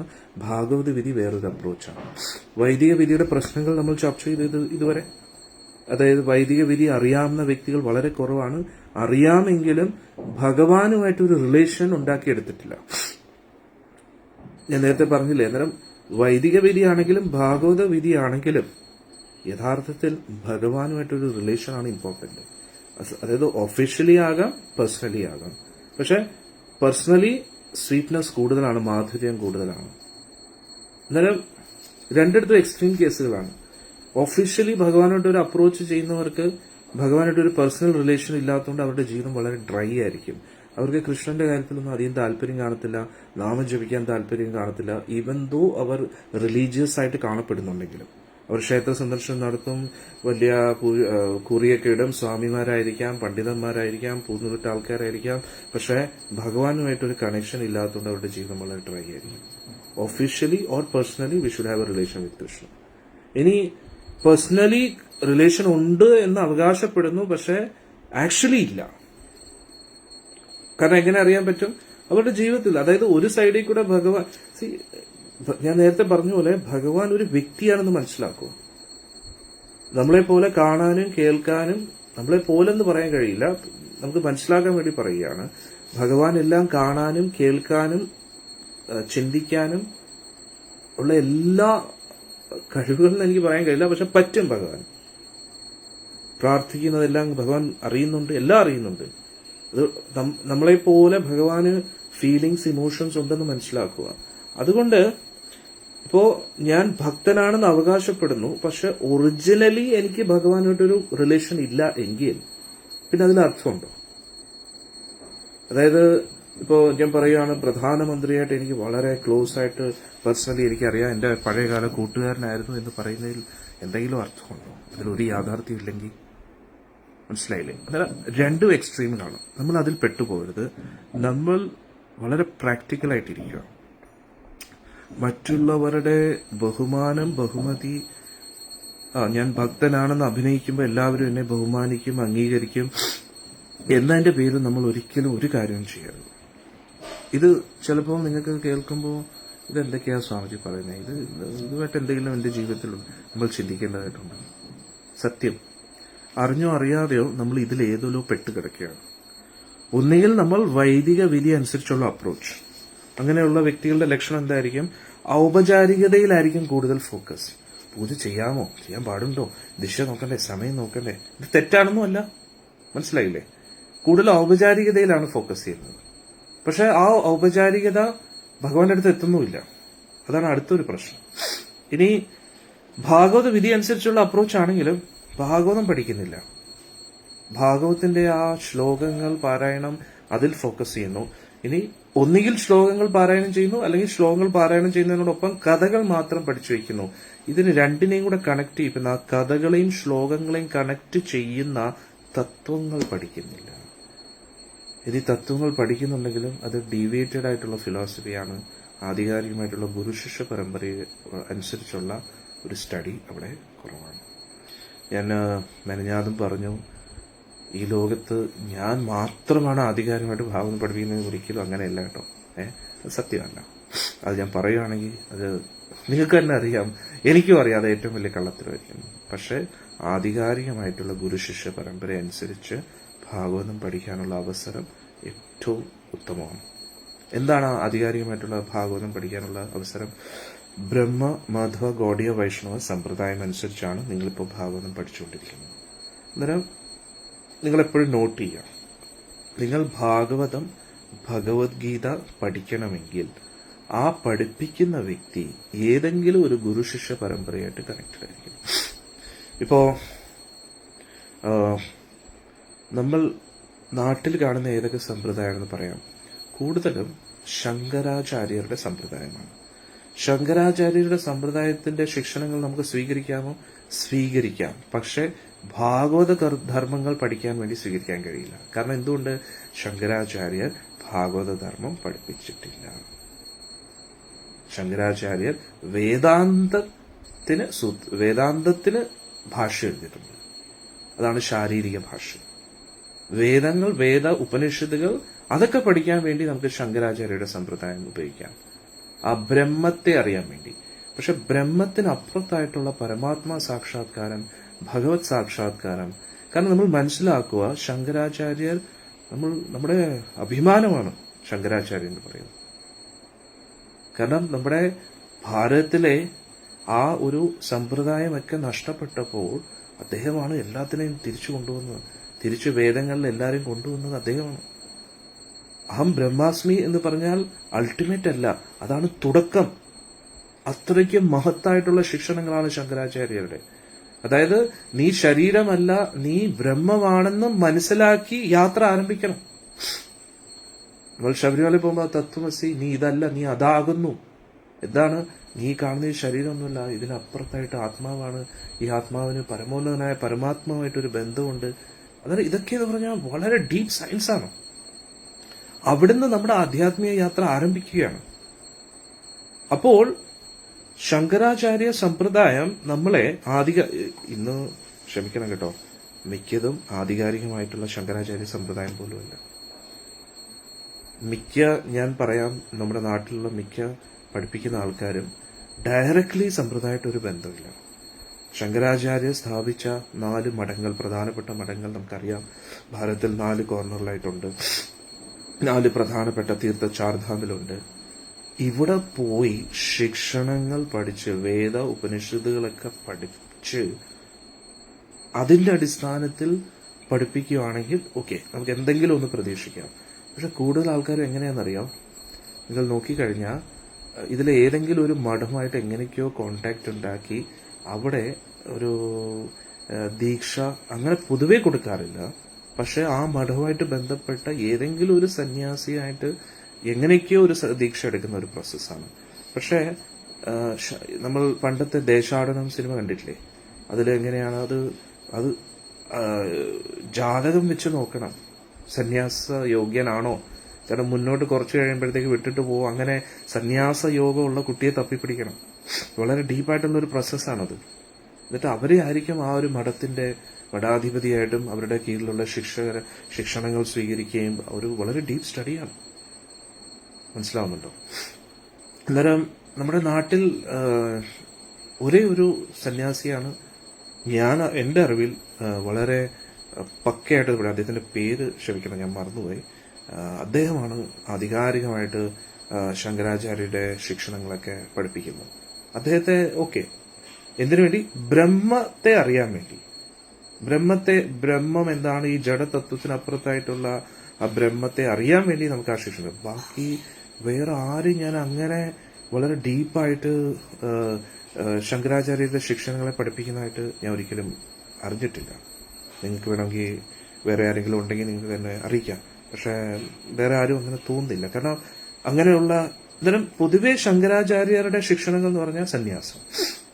ഇനി ആ സന്യാസം എങ്ങനെയായിരിക്കണം? ബ്രാഹ്മണ കുലത്തിൽ ജനിച്ചവർക്ക് മാത്രമേ സന്യാസം എടുക്കാൻ കഴിയൂ. അന്നേരം മറ്റുള്ളവർക്കൊന്നും ആ ഒരു സന്യാസത്തിലേക്ക് എത്താനോ ശിക്ഷണങ്ങൾ പഠിക്കാനോ പറ്റത്തില്ല. പക്ഷെ ഇന്ന് അദ്ദേഹം ഒരുപാട് യൂട്യൂബിലൊക്കെ വളരെ പോപ്പുലർ ആണ്. അദ്ദേഹത്തിന്റെ പേര് ആർക്കെങ്കിലും ഓർമ്മയുണ്ടെങ്കിൽ കമന്റ്സിലിടാം. എന്നാൽ അദ്ദേഹം ഒരുപാട് ടോക്സ് കൊടുക്കുന്നുണ്ട്. പക്ഷേ ആ ബ്രഹ്മ ഉപാസനയുടെ മെയിൻ പ്രശ്നം ഞാൻ പറഞ്ഞില്ലേ, അത് സന്യാസിമാർക്ക് വേണ്ടി മാത്രമുള്ളതാണ്. ആ ബ്രഹ്മത്തെ ഉപാസിച്ച് ബ്രഹ്മസായുജ്യം അടയുക. പക്ഷേ വൈകുണ്ഠപ്രാപ്തിയിലേക്ക് ഉയരാൻ അവർക്ക് കഴിയില്ല. ആ വൈകുണ്ഠപ്രാപ്തിയിലേക്ക് പോകണമെങ്കിൽ വൈകുണ്ഠവുമായിട്ട് ബന്ധപ്പെട്ട വ്യക്തികളുമായിട്ടൊരു കണക്ഷൻ ഉണ്ട്. ഭഗവാന്റെ ധാമം, അതായത് ഭക്തി, ഭാഗവത വിധി, ഭാഗവത ധർമ്മം. ആ ഭാഗവത ധർമ്മം അനുസരിച്ച് പഠിപ്പിക്കുന്ന മഠങ്ങൾ അത് ധാരാളം ഈ ലോകപ്പാടുണ്ട്. പിന്നെ അതിലും പ്രശ്നങ്ങളുണ്ട്. ഭാഗവത വിധി അറിയാം എന്ന് പറയുമ്പോൾ ഭാഗവത കഥകൾ കാണാപ്പാടം പറയുന്നതല്ല. ഭഗവാന്റെ കഥകൾ ആർക്കും അറിയാത്തത്? എല്ലാവർക്കും ഭാഗവത കഥകൾ പഠിക്കാൻ പറ്റും. അത് നമ്മൾ ഈ കുട്ടിക്കാലം പോലെ ഓരോ കഥാപുസ്തകങ്ങൾ വായിക്കുന്ന പോലെ പഠിച്ചിട്ട് കാര്യമില്ലല്ലോ. മനസ്സിലായില്ലേ? കുറച്ചും കൂടെ ഡീപ്പായിട്ട് അതിനെ പോകണ്ടേ. അന്നേരം നമുക്ക് ഏതൊരു കാര്യം പഠിക്കണമെങ്കിലും നമുക്ക് അതിൻ്റെതായിട്ടുള്ള ഒരു സ്കൂൾ നമുക്ക് വേണം, പഠനം വേണം, സീരിയസ് ആയിട്ടുള്ള സ്റ്റഡി വേണം. അന്നേരം ഭാഗവത വിധി അനുസരിച്ചുള്ള ഒരു പഠനം ഇന്ന് ലഭ്യമായിരിക്കുന്നത് 4 സമ്പ്രദായത്തിലൂടെയാണ്. ബ്രഹ്മസമ്പ്രദായം, രുദ്രസമ്പ്രദായം, ശ്രീ സമ്പ്രദായം, കുമാര സമ്പ്രദായം. ഇതിലേതെങ്കിലും ഒരു സമ്പ്രദായം അനുസരിച്ച് നിങ്ങൾ പഠിക്കണം. ഇനി ബ്രഹ്മസമ്പ്രദായം എന്ന് പറയുമ്പോൾ ബ്രഹ്മകുമാരീസ് അല്ല. എന്നിട്ട് നമ്മൾ മനസ്സിലാക്കുക, ഇത് വൈഷ്ണവ രീതി അനുസരിച്ചുള്ള സമ്പ്രദായമാണ്. ബ്രഹ്മസമ്പ്രദായത്തിലാണ് ഹരേ കൃഷ്ണ പ്രസ്ഥാനം വരുന്നത്. അന്താരാഷ്ട്ര കൃഷ്ണ ഉപദേശസമിതി, അടിയൻ അതിൽ നിന്നൊരു വന്ന വ്യക്തിയാണ്. ആ ഒരു ഗുരുശിക്ഷ പരമ്പരയിൽ വന്ന വ്യക്തിയാണ്. ഇപ്പോൾ നമ്മൾ നമ്മുടേതായിട്ടുള്ള ഒരു പ്രസ്ഥാനം, ഗോലോക ട്രസ്റ്റ് എന്നൊരു ട്രസ്റ്റ് രൂപീകരിച്ചിരിക്കുകയാണ്. അതിലൂടെ പ്രചരണം നടത്തുകയാണ്. ഔപചാരികപരമായിട്ട് ഞാൻ ഇസ്കോണിനെ പ്രതിനിധീകരിക്കുന്നില്ല. അത് ഞാൻ എപ്പോഴും പറഞ്ഞിട്ടുണ്ട്. ഇസ്കോൺ മാനേജ്മെന്റ് അനുസരിച്ച് അത് പ്രവർത്തിക്കുന്നത് വേറൊരു രീതിയിൽ. നമ്മുടെ കേരളത്തിൽ പല സെന്റേഴ്സ് ഉണ്ട്, ലോകമെമ്പാട് സെന്റേഴ്സ് ഉണ്ട്.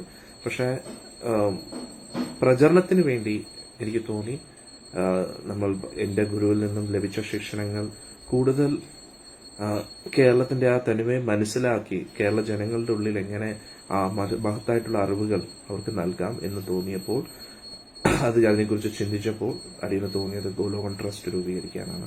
അങ്ങനെയാണ് ഈ ഒരു ട്രസ്റ്റ് പ്രവർത്തിച്ചുകൊണ്ടിരിക്കുന്നത്. കൂടുതൽ എല്ലാ ദിവസവും ഇങ്ങനെ സത്സംഗങ്ങളിലൂടെ അറിവുകൾ. ഒരു ഭക്ത പറഞ്ഞു ചിദാനന്ദപുരി സ്വാമിജിയാണ്. അതെ. ഞാൻ വളരെയധികം ബഹുമാനിക്കുന്ന, ഞാൻ മാത്രമല്ല ഒരുപാട് വ്യക്തികൾ ബഹുമാനിക്കുന്ന ഒരു സന്യാസിയാണ് അദ്ദേഹം. അദ്ദേഹം അങ്ങനെയുള്ള വ്യക്തികൾക്ക് ശങ്കരാചാര്യരുടെ ശിക്ഷണങ്ങളെ പറയാൻ, അതിനെക്കുറിച്ച് പറയാനുള്ള ആധികാരികതയുണ്ട്. പക്ഷെ കൂടുതൽ ആൾക്കാരും, പ്രഭാഷണം എടുക്കുന്ന മിക്ക ആൾക്കാരും ശങ്കരാചാര്യരുടെ പേര് പറയുന്നുണ്ടെങ്കിലും അവർ ആ ശങ്കരാചാര്യരുടെ മഠത്തിൽ പോയി ഒരു ഡീപ്പ് പഠനമോ അല്ലെങ്കിൽ ഒരു സന്യാസധർമ്മത്തെ സന്യാസമാണ് ഏറ്റവും വലിയ അധികാരം ശാസ്ത്രങ്ങൾ പഠിപ്പിക്കാൻ. അല്ലാതെ ഒരു യൂട്യൂബ് വ്ളോഗ് ക്രിയേറ്റ് ചെയ്യാനോ യൂട്യൂബ് വീഡിയോസ് ക്രിയേറ്റ് ചെയ്യാനോ അതിനുള്ള അധികാരം ഇല്ല സത്യം പറഞ്ഞു കഴിഞ്ഞാൽ. അതായത് നാച്ചുറലി നമ്മൾ സ്വയം ഈ ലോകത്തിൽ നിന്നും വിരക്തനായില്ല എങ്കിൽ മറ്റുള്ളവർക്ക് എങ്ങനെയാണ് ആ വിരക്തിയുടെ പാഠങ്ങൾ പഠിപ്പിക്കാൻ കഴിയുക? അതീന്ദ്രിയ ജ്ഞാനം എന്ന് പറഞ്ഞു കഴിഞ്ഞാൽ എപ്പോഴും വിരക്തിയാണ്. അവിടെ ജ്ഞാനം വന്നു കഴിഞ്ഞാൽ ഉടനെ വിരക്തി വരണം. വിരക്തി എന്ന് പറഞ്ഞാൽ എല്ലാം ഉപേക്ഷിക്കുക എന്നതല്ല, ഉള്ളിൻ്റെ ഉള്ളിൽ നിന്നും എല്ലാം ഉപേക്ഷിക്കുക. അതായത് പുറമേ പോലും ഒന്നും ഉപേക്ഷിക്കാൻ കഴിയാത്ത വ്യക്തികൾ ഉള്ളിൻ്റെ ഉള്ളിൽ നിന്ന് എങ്ങനെയാണ് ഉപേക്ഷിക്കുക? മനസ്സിലായില്ലേ? അതായത് ഒരു മിനിമം പ്രീ റിക്വസിറ്റ് എന്ന് പറഞ്ഞാൽ സന്യാസമാണ് ശാസ്ത്രങ്ങൾ പഠിപ്പിക്കുമ്പോൾ. അതായത് സന്യാസം പോലും എടുക്കുന്നില്ല. ശരീരത്തിൻ്റെതായിട്ടുള്ള ആ ഒരു ആവശ്യകതകളിൽ ഇപ്പോഴും മഗ്നരായിട്ടിരിക്കുകയാണ്. അതിൽ നിന്ന് പുറത്തു വന്നില്ല. അന്നേരം അവർ തന്നെ സ്വയം കെട്ടി ഇരിക്കുമ്പോൾ അവർക്ക് മറ്റൊരാളുടെ കെട്ട് എങ്ങനെയാണ് അഴിക്കാൻ കഴിയുക? അതാണ് നമ്മൾ മനസ്സിലാക്കുക. അതുകൊണ്ട് ഇത് ദയവേത് മനസ്സിലാക്കൂ, ഞാൻ ആരെയും കുറ്റം പറയുന്നതല്ല. നമ്മൾ മനസ്സിലാക്കൂ എവിടെ നിന്നാണ് നമ്മൾ ശിക്ഷണങ്ങൾ സ്വീകരിക്കേണ്ടത്. നിങ്ങൾ ചോദിക്കൂ, ചോദിക്കാനുള്ള അവകാശം, അധികാരം നിങ്ങൾക്ക് എല്ലാവർക്കും ഇല്ലേ? നിങ്ങൾ ഏത് സമ്പ്രദായത്തിൽ നിന്നാണ് വരുന്നത്? ശങ്കരാചാര്യയുടെ സമ്പ്രദായത്തിൽ ഓക്കെ, നിങ്ങൾ ആ ബ്രഹ്മത്തെക്കുറിച്ച് പഠിക്കൂ. പക്ഷേ ചില വ്യക്തികൾ ഏതെങ്കിലും ഒരു മഠത്തിൽ നിന്നും ശിക്ഷണങ്ങൾ സ്വീകരിക്കാതെ അവർ സന്യാസ ദീക്ഷ എടുത്തിട്ട് അവരുടെ ഊഹാപോഹങ്ങളനുസരിച്ച് ശാസ്ത്രം പഠിപ്പിക്കുന്ന ആൾക്കാരുമുണ്ട്. പേര് പറയേണ്ട ആവശ്യമില്ല, നിങ്ങൾക്ക് അറിയാം. ഇങ്ങനെ വളരെ ഫേമസ് ആയിട്ട് ടി വിയിലൊക്കെ വന്ന കുറെ ആൾക്കാരുണ്ട്. അവര് അവകാശപ്പെടുന്നു ശങ്കരാചാര്യയുടെ സമ്പ്രദായത്തിൽ നിന്നും സന്യാസം എടുത്തവരാണെന്നൊക്കെ. പക്ഷെ യഥാർത്ഥത്തിൽ അവര് ശിക്ഷണങ്ങൾ ഫോളോ ചെയ്തിട്ടില്ല. ശിക്ഷണങ്ങൾ ഫോളോ ചെയ്യണമെന്ന് പറഞ്ഞാൽ ഗുരുവിന്റെ കീഴിൽ സേവനം ചെയ്ത് പഠിക്കണം. ഒരു മിനിമം കാര്യങ്ങളെങ്കിലും പഠിക്കണം. അത് പഠിക്കാതെ നമുക്ക് ഒരിക്കലും അതിനെക്കുറിച്ച് പഠിപ്പിക്കാനുള്ള അധികാരാവകാശമില്ല. പക്ഷേ നിർഭാഗ്യവശാൽ ഇന്ന് സോഷ്യൽ മീഡിയ, ഭാഗ്യവശാൽ നിർഭാഗ്യവശാൽ രണ്ടും പറയാൻ പറ്റും, ഇത്രയും അവൈലബിൾ ആണ്. അതുകൊണ്ട് ആർക്കും എന്തും പറയാം. അത് നമ്മളെ പറ്റിക്കുകയാണോ? നമ്മൾ വിചാരിക്കുക അമൂല്യമായിട്ടുള്ള അറിവുകളാണ് ലഭിച്ചുകൊണ്ടിരിക്കുന്നത്. പക്ഷേ ആക്ച്വലി വ്യൂസിന്റെ പേരിൽ കാശ് സമ്പാദിക്കാനുള്ള വഴികളാണ് കൂടുതലും നമുക്ക് കാണാൻ പറ്റുന്നത്. അതുകൊണ്ട് നിങ്ങൾ ഒരിക്കലും പറ്റിക്കപ്പെടരുത്. നിങ്ങൾ വിചാരിക്കും യൂട്യൂബ്, ഫേസ്ബുക്ക് ഫ്രീ ആണ്, അതുകൊണ്ട് നമുക്ക് കാശൊന്നും നഷ്ടപ്പെടുന്നില്ലല്ലോ. പക്ഷെ നിങ്ങളുടെ സമയം നഷ്ടപ്പെടുകയല്ലേ. സമയം കൂടാതെ നിങ്ങളുടെ ഉള്ളിൽ വിഷമാണോ കയറുന്നത്, അറിവാണോ കയറുന്നത് നിങ്ങൾക്ക് ഇങ്ങനെ അറിയാം അല്ലേ? അതുകൊണ്ട് ചിന്തിക്കുക.